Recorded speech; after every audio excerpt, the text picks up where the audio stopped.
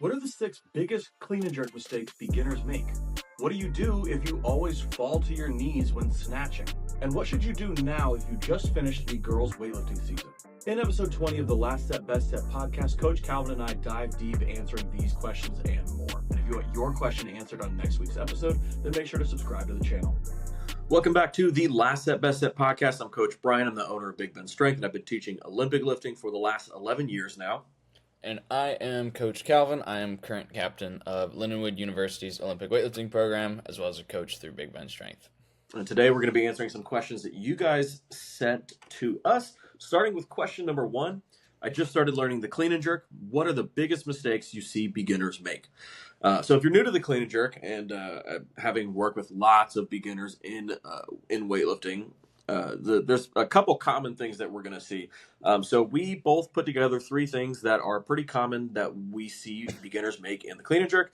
And the first one that I wanted to go over here is the setup position. So there's a lot of mistakes that one can make in the setup position. While everybody's setup is going to be a little bit different, there are some common things that are always true across the board.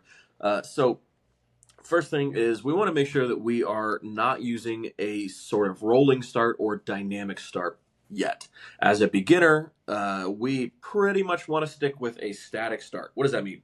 That means that after you've put your hands on the bar and you've set your hips to the appropriate height, that there is no extra movement that happens to get momentum to get the bar off the floor. So we are just simply holding our start position, and then we start to lift, and that's it. It's actually a lot harder than you think for a lot of beginners to do this, because most of them really are trying to figure out wherever possible they can get some extra momentum or speed when they don't feel like they can attempt to lift that they haven't earned yet. And so that is usually a bigger problem as well, is just going a little too heavy too early. But the last thing that I'm seeing people do in their setup and making a mistake in is just not using the hook grip. The hook grip is a non-negotiable. It is something that you should absolutely be doing. And there's a ton of reasons for this. The biggest one is we want to make sure that we are not setting up grip to be a limiting factor when we are doing our Olympic lifts, which will absolutely become the case at some point. The other one is to help kind of eliminate some unnecessary arm tension early in the lift and make it easier for you to just focus on using your leg drive. So that would be my first one in the setup position, making sure that we have a static start. We are not rolling the bar into us as we are starting the lift, and that we're using hook grip. Calvin, what are your thoughts on that? What do you got? Yeah, absolutely. So many mistakes just start from the setup, and if you take any athlete, any individual athlete, you got to just start them from there. You can't be working on, their extension or something if their setup's bad. 100%. Yeah, and that's the tough part about this is we can't work on. You have to earn the right to do more advanced technique work if you don't have your foundation set. Oh yeah. So the first thing I see. Now, the funny thing about this, I don't think it actually prevents a lot of beginner lifters from lifting more weight. In this moment, in this kind of beginner phase of their lifting. Usually they're going to fail for other reasons, but what this reason is footwork in the jerk. So I don't think it really does prevent lifters from lifting more weight when you're at a super beginner level. Normally they can just throw up a lot of weight. And maybe some problem in their clean pull, like they just can't even get it into their rack position. Something like that happens. But what this does is it sets you up for struggling in the jerk much later on in your weightlifting journey. So months down the line, maybe once you've been weightlifting 6 months, a year and a half, if you haven't drilled the proper footwork from the beginning, and at least been conscious of what that is and trying to work on it, you're going to be setting yourself up for probably hitting a pretty big plateau in the split jerk, in the clean and jerk movement total. So that's my number one thing I see. Almost every beginner has something they need to work on in their footwork. Yeah, absolutely. And the footwork is just such a major part of the jerk. And because I think the jerk is probably the hardest of the lifts, in my opinion. I think it's the most complex. I think there's a lot going on there with the jerk. So people will make a lot of mistakes there. When we're looking for a good split position, here's a good general thing to look for. We want to see a vertical front shin with the toes pointing straight forward or slightly in. Doesn't matter, either one, whichever one feels more natural for you. We want to see the back knee bent with the hip staying under the shoulders and the hips staying under the bar, right? So full stack. And then we want to see the back heel off the ground a little bit. It doesn't need to be fully actively like flexed foot, but it doesn't need to, we definitely don't want it to be fully relaxed and lay and like touching the floor, right? So those are just some good things for you guys to keep in mind. If you do that, you're generally going to have a long enough split position. You're generally going to have pretty good balance between the front and back leg, and you're generally going to feel pretty stable overhead. So that's what you should look for in your split position. Anything I missed there? Nope, don't think so. Yeah, cool. All right, so mistake number 2 that I see beginner lifters make is poor contact or leg drive in the pull, especially for the clean. So that's what we're looking at here. Contact is another one of those things, just like hook grip, it is a non-negotiable.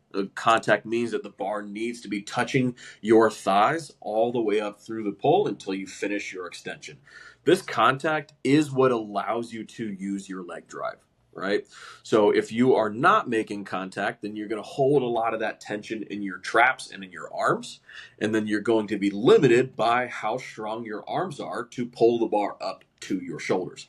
And I'm going to go ahead and tell you right now, even as a beginner, your shoulders might feel like, or your arms might feel like they're stronger than your legs.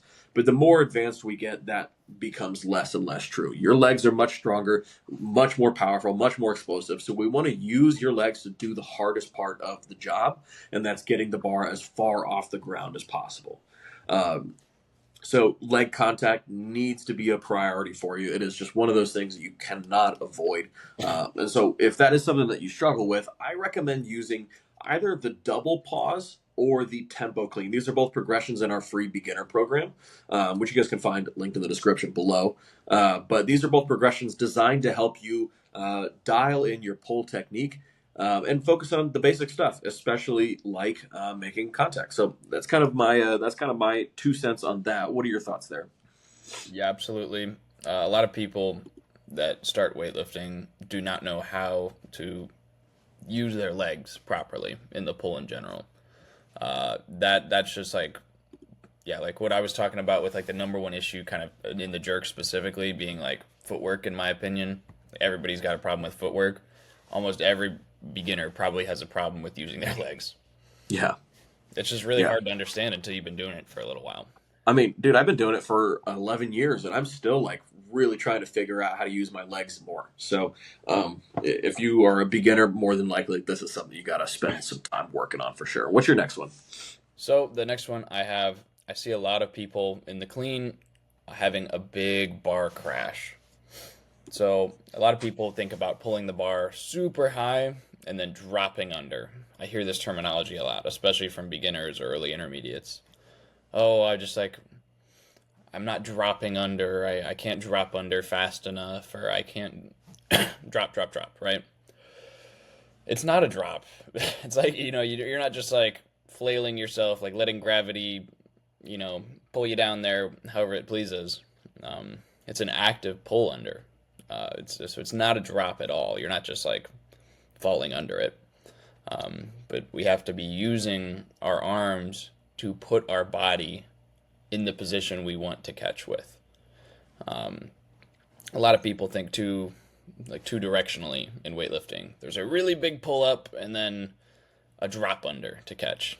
But like I just said, it's all one movement. It all happens kind of like in like a more flowy way where it's not this big pull up that causes the bar to crash back down onto you. Yeah, 100%. So let's say that you are getting good bar contact and leg drive and you've got a decent pull. From the moment that you extend and start launching that bar up, the arms are actively pulling your body down under the bar so that you can meet the bar on the way down rather than you dive bombing to the bottom and then bar landing down on top of you. And that's when people have issues where they get under the bar, but then they just can't stand back up. Most of the time, that's a bar crash or the bar is landing on you. So a good way to look for this, video your lifts, and then if you see any space at any time during the lift where the bar is higher than your shoulders, then you've got some sort of issue with bar crash and we need to work on pulling under. So that's a really great tip, because that is one of the most frustrating things, especially if you don't have a coach to try and figure out, because you feel like it might just be a strength issue and you waste all this time really focusing on squats when the issue is just a slight technique issue and you're clean. So that's something I would highly recommend really working on your guys' techniques. That's great. All right, so my last one, this one is for the jerk. I'm going to go ahead and say using the arms too much. So it's really common to see beginners, when they're learning the split jerk, do this kind of like bend their knees and then not really use their legs at all, and then just press the bar overhead while they slightly move their feet like 2 inches apart from each other. That is not a split jerk. That is a military press at best. So I would say, one, a lot of the time you got to relax your arms a little bit more. So make sure you've got a good rack position where the shoulders are pushed forward, and the bar's resting on your shoulders. Then make sure you've got a tight core so that when you dip and drive, that bar actually will fly off of your shoulders faster than if you use your arms to press the bar up. So that drive should put the bar at about eye level pretty easily. And at that point, you really then start really kicking the legs on. So, or I'm sorry, kicking the arms on. Yeah. And the arms at that point, what they're doing, similar to the pull under and the clean, is they're pushing your body down against the bar. And this is going to make you move down into your longer, lower split position faster than if you were to try and push the bar higher. And so really we want to try and make sure the arms are pretty relaxed through the dip and drive, and they're just maintaining some connection with the bar. And then as the bar gets to eye level, then we're really punching our body down into that split position. What are your thoughts there? Yeah, absolutely. This is huge for the split jerk as well. It's a really complicated movement to understand when you first start. I think most people don't understand the upward downward movement. That's like an intermediate weightlifting concept. Just in general, the change of direction that happens in all of the Olympic lifts. And in the jerk, it actually is happening two separate times. So you're when you're doing the dip, you're changing direction from downwards to upwards, and then after you drive up, you're going upwards to downwards. So it's actually happening twice there, which is making it like twice as hard to if you're bad at changing directions, Mm-hmm. to turn it into a two-direction movement compared to just straight up. Yeah, absolutely. And that's actually one of the reasons I see a lot of people teach the jerk starting with their progression. Will start with, some sort of push press, and then they'll go into a push jerk after that. And that's one of the things that I have never found helpful, because people just cannot grasp the push jerk the first time that you show it. And it's almost easier to learn moving under the bar with that split position. So if you're struggling with the jerk and you're, really struggling with that push jerk, if you're learning that progression, try ditching the push jerk and focus on that split. And that might actually help you a little bit more if anybody's going through that. What's your third one here? Yeah, my third, beginner clean and jerk mistake that I see a lot is going to be the hips rising too early in the clean pull. So this happens to actually a lot of lifters at all levels still. So Yeah. But it's very common with beginners as well. I kind of think of it as trying to deadlift the clean. And so what's happening here, most likely someone has had some experience to deadlifting. Or if you just don't know how to set your tension properly, maybe you've just started weightlifting as your first strength sport, kind of, first introduction to strength sports. It feels easier to get the bar off the floor when your hips are higher, and maybe your back's a little more rounded, your arms are long, and your upper back's not tight. But that's not what doing the clean or any Olympic lift off the floor is about. It's not about having the easiest way to get it off the floor. It's about being in the best position later on in the lift. Because nobody's failing an Olympic lift right off the floor. Like nobody's realistically not strong enough to lift that weight off the floor. You're failing it for some other technical reason, something that's happening, after the knee that's causing the bar to go out front or causing the lifter to, lose connection to that barbell. Anyways, yeah, this is the number Number three thing that I always see happening is people trying to deadlift their clean pull, shooting those hips up, losing all kind of position, getting into a really bad position once they get into the hip. Yeah, for sure. A good way to, if you are kind of trying to figure this out on your own at home, set up a camera, film your clean from the side, and look for two things. Right, look for the hips and look for the bar. And if the hip is rising without the bar moving, that's what we're talking about. That's the hips rising too early. In that first pull, the hips and bar should rise at the exact same time. There should only be movement of both moving at the exact same time. So that's a good way to that's a good thing to look out for there. Generally, a lot of the time, something else that will help with that is just trying to think about pulling that bar off the floor a little bit slower or a little bit more controlled, and not trying to rip it off the floor like 0 to 100 miles an hour there. Yeah, for sure. Up next, we'll help you figure out how to fix falling to your knees when you snatch. But first, I wanted to let you know about Weightlifting 101, my free beginner guide and 6-week program. It's been used by over 1,000 lifters to help them learn the snatch, clean, and jerk from scratch, even if you've never touched a barbell before. Click the link in the description below to get your free copy today. Question number 2. When I snatch, I tend to fall to my knees after I catch. It feels like I catch it good, then start drifting forward, and then one or both of my knees will fall forward and touch the ground. How do I fix this? So this actually sounds like one of the people in our weightlifting club right now who's having some issues with it. So I've got a couple things that will probably help you out here. Most of the time, at least with this lifter that I'm working with, it's a result of a bad pull in some way, right? So either finishing the pull all the way up to the hip crease and launching is most of the time it's getting stopped somewhere early. Usually that bar stopping around mid-thigh, and then the lifter's trying to dive under from that point, but they're not ever actually getting any good launch of the bar. So the bar is going to be further forward, and it's going to be lower. Like it won't actually reach its max height. And so that's going to leave you having to kind of pull your head forward under the bar, or it's just going to leave the bar feeling like it's forward and then it goes out. A lot of the time, if you're tapping the knee after the catch, you probably are both pretty flexible and letting the bar get too far forward and your balance be too far forward.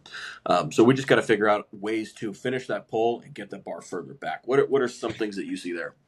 Yeah, when you talk about doing the pull, that's one of my points that I wanted to talk about with this question, is bar path. Because a lot of times when you have poor positions in the pull or something, not hitting the timing right, not extending to the proper level, what this does is throws off the bar path. Especially if you're doing something early, it's going to lead to a forward shift in that bar path. And probably the peak position of the barbell where you're supposed to catch it is going to be too far forward. If you look at your video from the side and you see, the bar starts right over that middle part of your foot, if you see the peak position of the bar right when you're getting under it, catching it, if that's in front of where it started, that's how you know that you kind of have a poor bar path or that something's going bad in that pull to cause that. So we really want to avoid that because we don't have balance out in front of our toes. There's only like a short region on your foot where you can have balance, where the portion of your balance has to be between this point on your foot for you to be able to keep standing up and not fall over. So what happens if that bar goes out too far front, this balance just forward to the toes, and all you can do is rock forward completely. That was one of my main points kind of as well. What do you got next? So the next one here is actively pull under. So let's say that you're actually getting that bar all the way up into the hip crease and launching it well, like you've got a good extension. The next step is to not just drop, and you'll see that bar just kind of stay exactly where it is and the lifter try and move down, but the bar just never turns over. So we want to make sure that we're doing two things here. We want to make sure that we're actively, after launching the bar with our legs, pulling that bar or pulling you're think of it like pulling yourself down under the bar and turning over by rotating the arms and putting the bar back behind the head. So making sure that we're not just letting the arms just kind of shut off and go noodle arms there. We got to really make sure that we're being active with trying to get under the bar. So a good way to work on this actually is power snatches.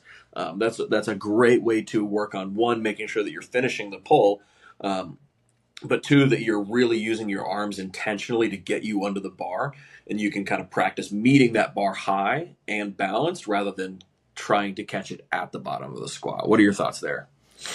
Yeah, another one that kind of comes back to something I was saying, or was about to say, is the bar crash. So we talked about this just on the last question, how it relates to the clean. That's really easy to see in the clean. You see that big drop of the bar onto your collar, and usually it causes a big loss of position, or your back kind of gives out kind of thing, or maybe you just flop out the back of the clean and fall on your butt. But in the snatch, it's a little harder to see when someone is having bar crash in the snatch because your hands are still on the bar. Kind of looks like you're connected to it still. In reality, it might just be your hands on the bar and you have no tension connecting the rest of your body to that bar. So what you were talking about, being active in the turnover, and being like having that connection throughout the entire portion of the movement is super important. So what we want to do there is keep the arms do a few things. Keep the bar close to the body, kind of like the bar path thing we talked about. We don't want it getting out in front of us. The arms are being really active to keep the bar close and to pull the body downwards.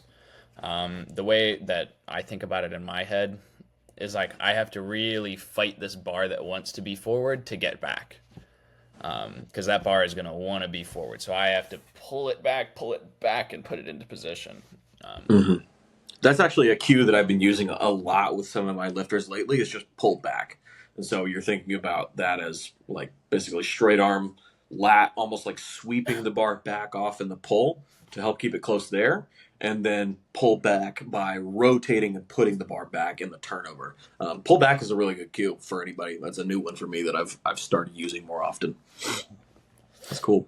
The last thing that I've got here is more about the overhead squat and the positioning there. So I would say like you probably want to get some good practice in the overhead squat just outside of the snatch. But make sure that you're snatching in the same way that you overhead squat. So the big thing there is we want to make sure that the bar is supported by your back, by your entire back, and not just with your shoulders, right? The shoulders in general are pretty small muscles, especially the delts, right? They're pretty small muscles, and they're not that strong to hold a lot of weight over your head. But the upper back and the whole back is really strong and can support a lot of weight. So we want to make sure that you are squeezing the shoulder blades back, pushing up against the bar, and supporting all that with your back, and not slightly further forward and then immediately all that tension goes up under your delts and your shoulders. Really shouldn't be supporting the weight there. It should be mostly supported by your upper back. And so that's kind of the last thing that I want to talk about there. So make sure you're getting that bar into a good position in the snatch, but make sure that you're also doing this in your overhead squats, and you can kind of do this to help improve your snatch there as well. A really easy way to see this is if a lifter's like in the catch of their snatch, and it looks like their head's not even through. It looks like their head's like pulled back. Their chin's not tucked down, like eyes, looking at the top kind of portion of their vision. If the chin is back, that person's probably fighting really hard to try and like stay upright. Really, they need to put their head through and trust that upper back position. Yeah. You'll also see with people that have that super upright snatch catch that their hips kind of jam forwards a little more. And think about what's the whole issue we're talking about is someone's, heels coming up and rocking to the knees when they hit that bottom position. So the more upright you get with your chest and your torso, the more forward your hips have to come, which is just going to push you forwards into the knees. Right. So trying to have that balance. You should look at the snatch from the side, and you should see the bar the elbow, the wrist, the shoulder, all in one line there, balanced over the upper back. You should literally be able to see it over the upper back. But if it looks to the side and it looks like it's over the shoulders mainly and not the upper back, then you kind of know that you're having a problem there. That was the last point I wanted to cover as well too. Absolutely. Yeah. So if anybody's struggling with that, then make sure to check out our snatch tutorial. I'll link it up here as well. Up next, we cover exactly what you should do if you just finished up your girls' high school weightlifting season. But first, I wanted to let you know about my OlyStrong team program. The OlyStrong team is my flagship coaching program. You'll get programming 3 or 5 days a week, daily video feedback on your lifts, and unlimited coach messaging for $19 to $29 a month. You can try a free week on me at the link in the description below. All right, back to the episode. Question number 3. I just finished girls weightlifting season. What should I do now? So for those of you guys that don't know, in Florida, we have high school weightlifting as a sport. It's the only sport, or it's the only state that does this. And that's why Florida is kind of a powerhouse when it comes to weightlifting and USAW. So we got a couple things here. Calvin, I want you to start us off here. Absolutely. So first of all, if you're asking this question, if you're listening to this podcast, I can only assume you have the motivation and want to keep doing weightlifting outside the off season. But, first of all, I think when starting any kind of new portion of your life, going from one season into the next, it's good to reevaluate kind of what your priorities are. Is this really what you want to do? You want to get better at weightlifting? You personally care a lot about that. So, think about why you're doing it. Your why is going to be a big reason for what's going to get you in the gym every day, maybe on those days you don't want to, that kind of thing. So assuming everybody, really wants to get better at weightlifting in their off season, get better for the next season, or maybe you're going into college, let's talk about what your options are. And if you're a high school athlete in, pretty much any sport, you probably need a good amount of skill development and, strength or physical development to get better at your sport, especially if it's weightlifting. And so those of you in Florida high school, you're in luck because there's actually a ton of weightlifting clubs in Florida, USAW clubs, that is. So this is the main option. If you're going into the off season, is working with an actual USA weightlifting coach who probably owns a business, a club near you. Maybe it's part of a CrossFit gym, something like that.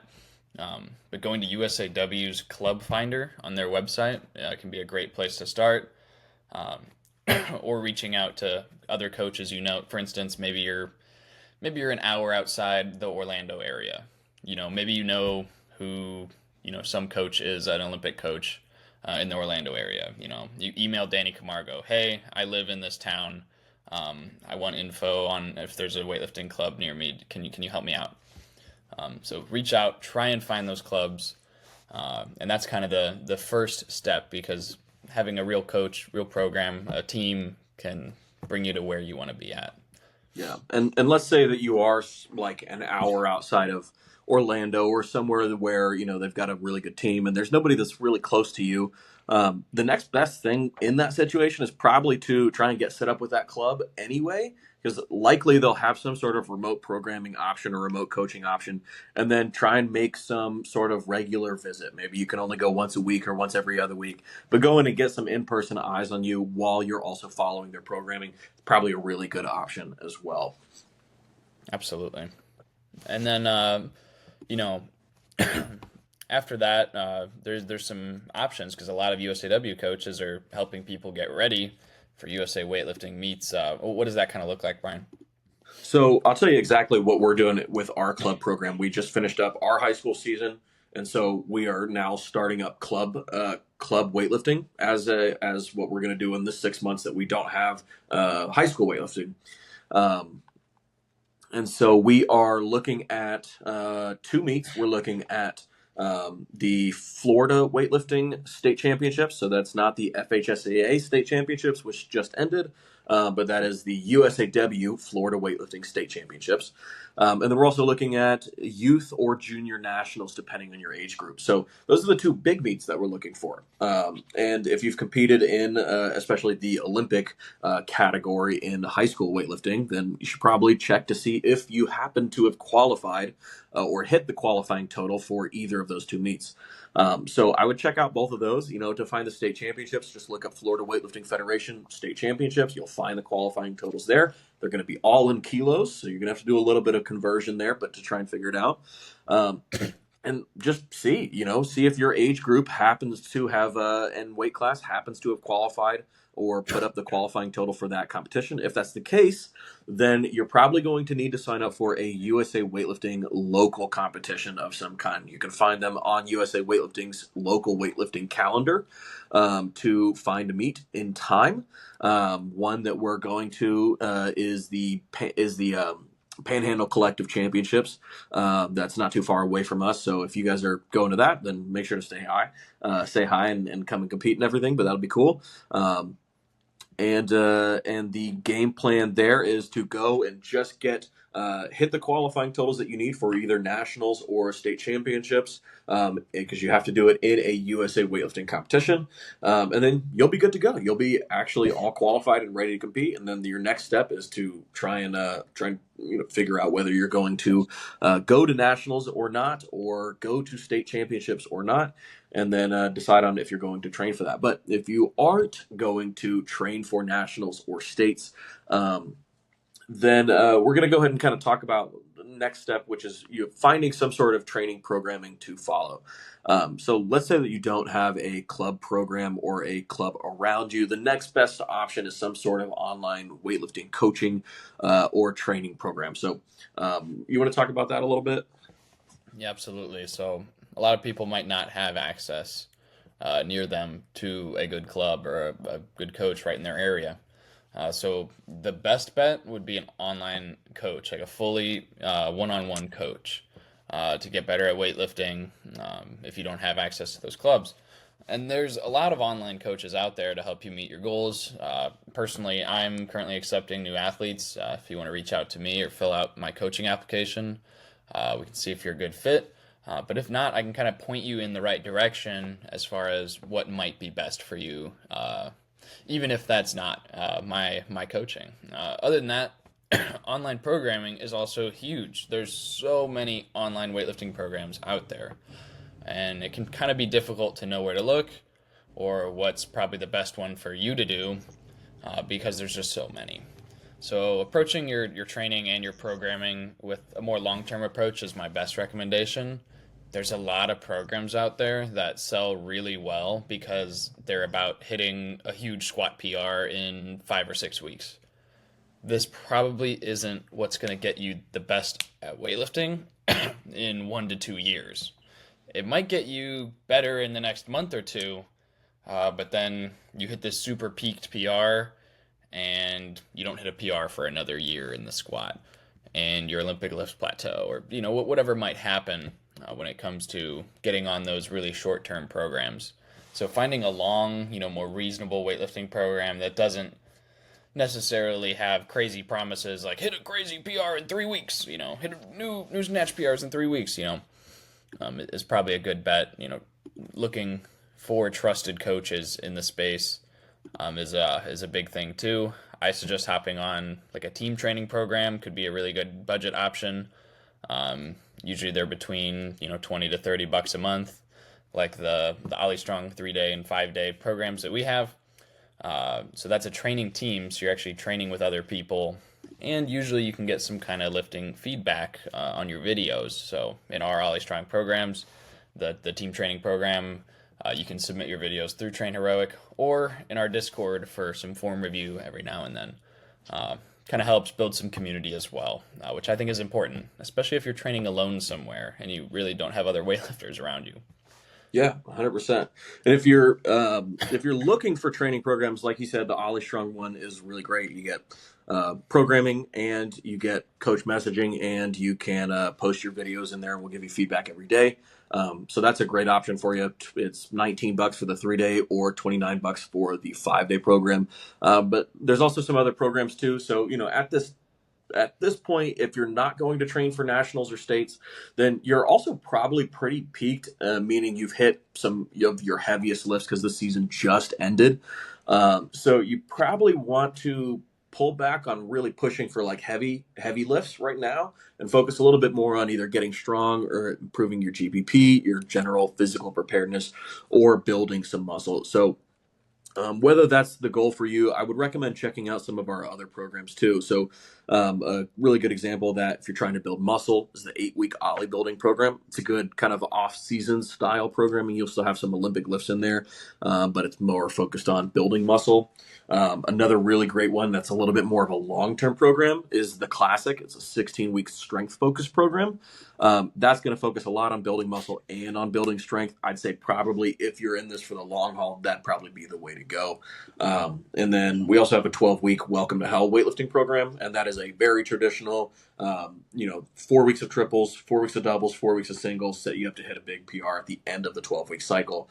So all those would be good options for you. And you guys can check those out, linked in the description below. Up next, we debate whether things like high rep Olympic lifts, training while sick, and cutting weight are overrated or underrated. But first, a quick word from Calvin. Hey guys, quick interruption to the video to tell you about my 12-week weightlifting program. This program is something I put a lot of time and effort into, so be sure to go check it out. The program takes you through a few weeks of volume, strength phase, and then finally ends off with a peaking phase, ending out the program. It comes with a demo video showing you how the program works, how to use it, as well as exercise videos for all the complexes that are used throughout the program. Be sure to go check it out down below, and let's get back into the video. We got overrated, underrated, new segment. We're going to give each other a style of training, a thing that we notice weightlifters tend to do, and we're going to debate whether it's overrated or underrated. So my first one for you here is, and I feel like I know your answer, high rep squats. So that's 10 plus reps on squats. What are your thoughts?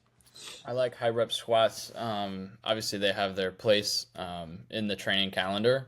You probably shouldn't be doing 10 reps, a month or two out from your big competition.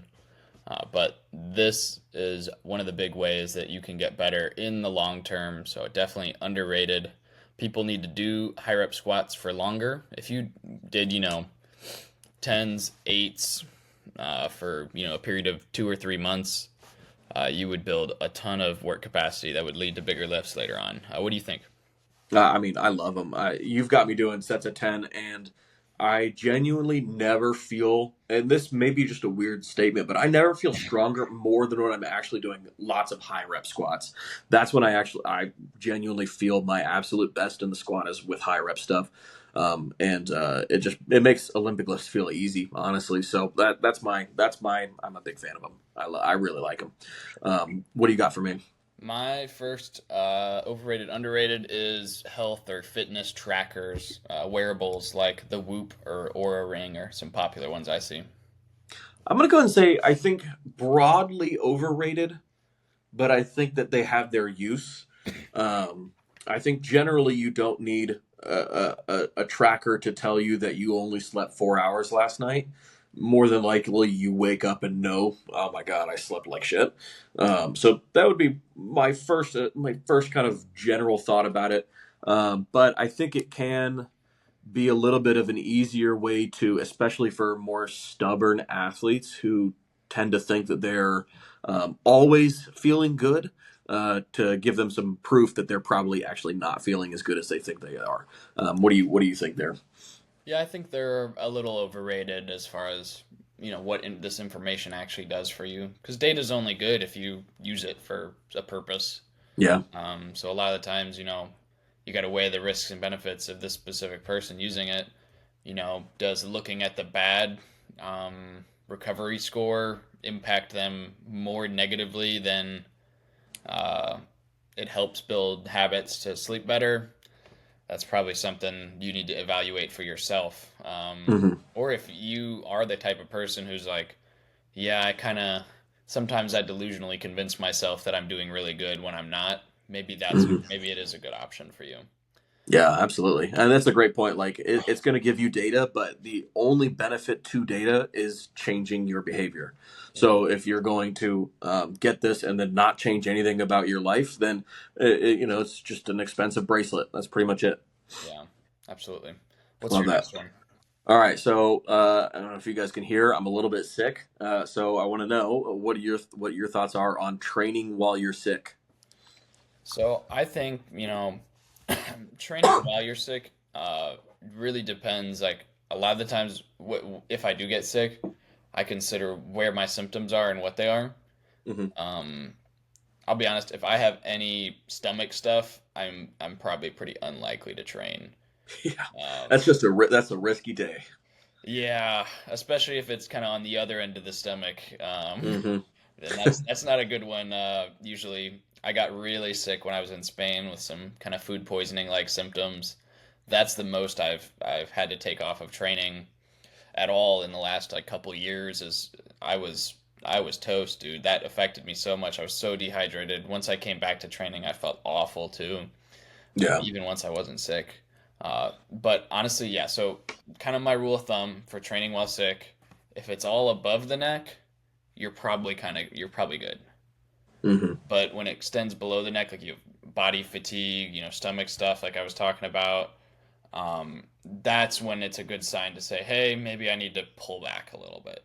Yeah. You should be able to, if you're having, congestion, maybe a little headache, or a pretty light fever, not the kind of fever that's whole body, maybe just like you're kind of hot, um, then I think it's usually okay to go with regular training. But yeah, once it extends to the rest of your body, that's when it's a sign to pull back. In my personal training, that's how I do it. Yeah. And I'll say just from the having owned a gym, if you are contagious, don't come in. Just stay out. And generally, if you have a fever, it's probably a better idea to stay out. But if you have your own gym and you want to lift a little bit, that's probably okay. I would say if you do have a fever, you're probably fighting something off pretty good.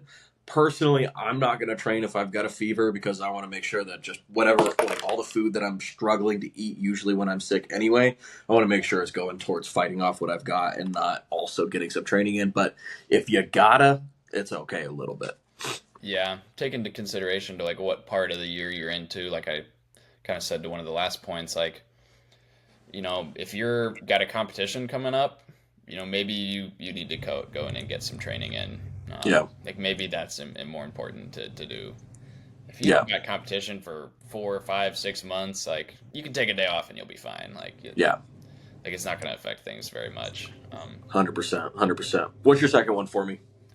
Yeah. I got cutting weight. I'm gonna say overrated. Um, unless you have excess body fat to cut down, and you are going to take a long term, largely nutrition based approach to it, I wouldn't bother with cutting weight.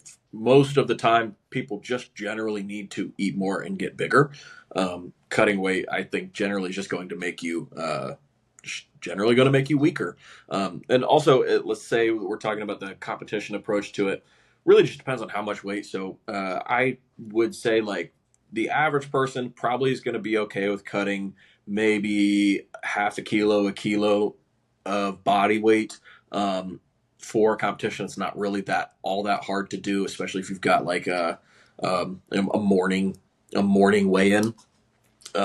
But if you've got 3, 4, 5 pounds to cut for a competition and it's just your first competition or it doesn't really matter all that much, then I wouldn't bother with it. I'd say like generally I try and avoid cutting weight for people unless you're trying to make like your biggest competition of the year or like a really big deal competition like a national level meet or heavier. But even then, like most of the time, you probably don't need to cut down body weight. Um, Across the board, most of the time, it's not going to make you all that much better. What do you think?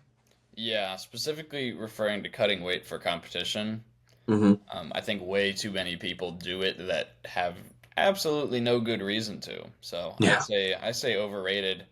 If it's your first local competition, you're not even trying to qualify for something. Why are you? just enter in the weight class that you actually just weigh normally. Yeah. Like you have no reason to cut down. I think people think just because it's a weight class sport, oh, I'm supposed to cut weight. Like I have to Hmm. get to the lowest one. That'll be my best. I'll look better if I'm a 73 instead of an 81. Like my numbers will be more impressive. But nobody really cares. Nobody cares. And also, like, it may have been a useful strategy in a few years ago, but as of I think it was 2017 or something like that. They changed how tie breaks work, so you don't really tie break off body weight almost ever anymore. So it actually doesn't benefit you at all to be the lightest in your weight class either. It doesn't work that way. So I would say, like, there's really almost no benefit to it for most people. I would probably just avoid cutting weight. Yep. What's your next one? All right, my last one here, high rep Olympic lift. So I'm going to go ahead and say 3 or more reps. I would say underrated. I think a lot of people just never do these in their training. Yeah. Like a lot of weightlifters that get to the intermediate level haven't done triples on anything in a long time, most likely. But I think it's important, especially I really like them for the jerk, doing Hmm. them with racks. I feel like that builds like a ton of like strength in the rack position, um, or in the snatch if you're kind of doing, even you're not dropping it completely from overhead, but sort of controlling it loosely on the way down could build up some back strength, Hmm. depending on how you do those sets of snatch.